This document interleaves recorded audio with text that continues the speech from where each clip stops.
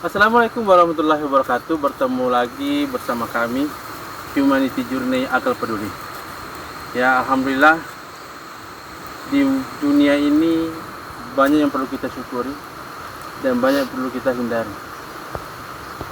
Kalau kita hanya menyiapkan hidup kita hanya untuk duniawi, tidak mementingkan orang lain, tidak iba ketika saudara kita terkena bencana, ketika kerabatnya terkena bencana, apakah sudah terbersih di hati kita untuk membantunya? Nah, bersama saya, sahabat saya, relawan kami yang tercinta, yang senantiasa menemani kami di saat-saat memang kita membutuhkan relawan yang cepat, tangkas, dan dia tidak memikirkan apa yang saya bawa ke rumah. Ini sahabat saya, Muhammad Ihsan.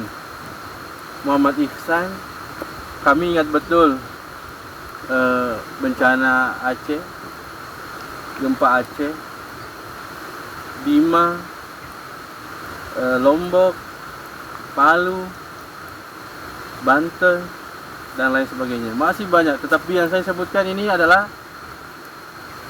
yang masih segar di pikiran kita. Dan beliau selalu hadir.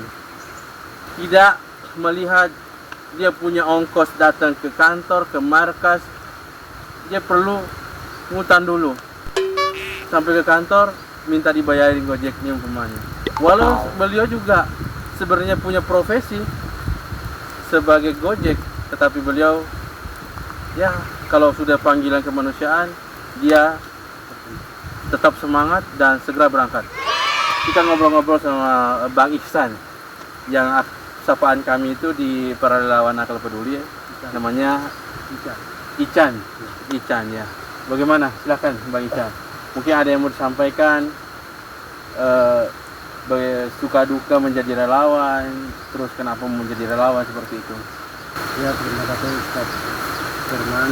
Alhamdulillah sudah mengucap saya selama saya tergabung di Akal Peduli. Alhamdulillah saya senang dan siap melihat diri selama di lapangan itu siap membantu. Insyaallah. Selama kita ketemu orang tua lagi duduk santai atau bukan yang barusan tadi kita berhasil bulan ini di Pemempek. Itu lagi orang tua itu lagi santai dan merenung nasibnya rumahnya yang kena bawa arus.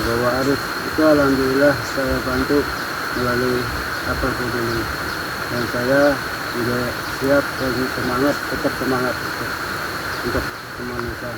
Nah, sahabat peduli ya. Nah, khairun nas anfa'uhum linnas. Ya. Jadi ini yang kami tanamkan kepada para relawan kita. Kalau kita mau menjadi orang yang terbaik di dunia, sudahkah kita menjadi orang terbaik bagi orang lain? Jangan sampai label itu hanya dibuat diri kita, tetapi orang tidak merasakannya. Contoh nih, banyak kan kita sekarang ini pengen gitu ya, punya label-label. Oh ini Ustadz ini, Kiai ini, Profesor Fulan. Buat apa gelar-gelar itu? Kalau gelar itu tidak hadir dari masyarakat yang kita bantu. Doa tadi, kemarin kita ketemu, duduk seorang kakek yang mungkin kalau kita anggap bahwa ya mungkin sebentar lagi dipanggil sama Allah, tapi tidak ada yang tahu. Dia duduk di sawah, dia tidak bisa ngapa-ngapain, ditemani satu tongkatnya, satu nasi box, terus paket yang kami kasih juga, yang mana nasi box itu juga dapat daripada donatur, dari dapur sedekah, kita berikan. Dia nggak bisa ngapa-ngapain, tetapi hal yang penting adalah, yang perlu kita ingat adalah doanya dia. Kita tidak tahu doa siapa yang terkabulkan. Itulah menjadi semangatnya beliau untuk selalu untuk berbuat. Nah, ini sahabat kita ini ada, kalau beliau nggak ikut dalam satu perjalanan kami ada halangan atau beliau lagi kurang sehat, rasanya garing gitu perjalanan. Jadi dia bisa memecah kegaringan tim gitu. Nah, beliau ini cerita kami waktu di Palu. Gimana ceritanya di Palu dan berapa lama di Palu? Bukan di Palu ya, tetapi dia menjadi relawan di Palu. Waktu ketika di Palu itu saya kurang lebih 2 minggu, Ustaz.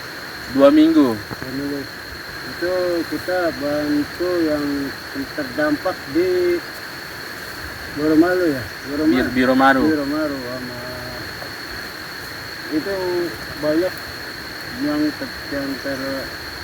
terkena bencana di situ, korban itu orang tua itu dan bahkan harta pun yang ada ratusan juta itu terpendam di situ, Ustaz, di lumpur tanah itu.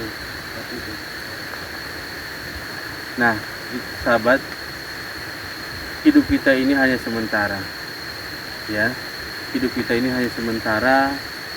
Harta benda yang kita usahakan, kita perjuangkan siang dan malam, tetapi kita dari tanah akan kembali ke tanah. Harta yang kita usahakan tadi akan ditimbun oleh tanah.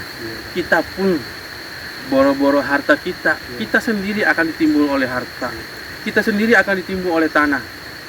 Jadi buat apa hidup ini kalau tidak bermanfaat buat orang lain?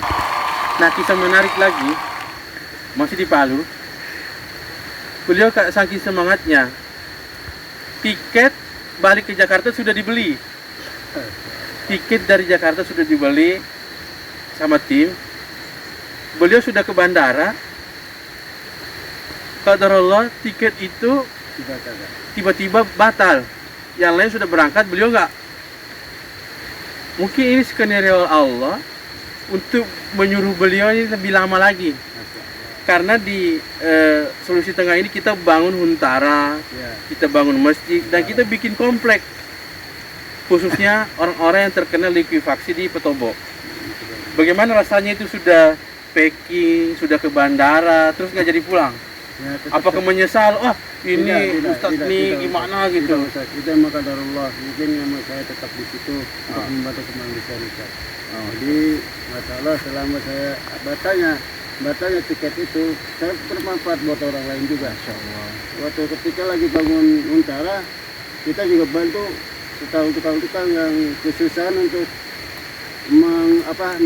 kagak ada yang megang waktu lagi bikin Untara itu kagak ada yang teman ini. Saya kita bantu itu, dan saya bantu juga bagi logistik dan anak-anak, menghibur anak-anak juga.